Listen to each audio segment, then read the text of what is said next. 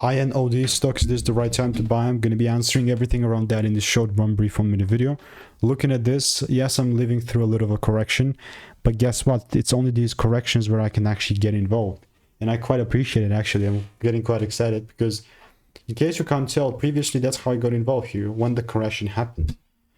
And here's the proof when it was 29 bucks, 30 bucks, whatever. If you want, yeah, 35, 4 weeks back.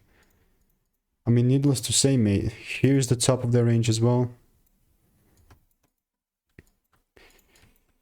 This is tough. But if there is no sort of double break here, then I guess I'm not going to be buying. Like, this is all ultimately it's going to come down back down to.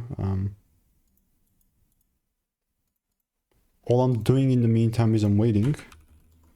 And if you do want to learn how I'm making 5-10K per month trading, then just, yeah, sure, click the first link in the description, get my free emails, and I'll continue to keep you updated, you know, get my free insights for free, you know. It's, if you want to stay tuned, just check it out, it's free.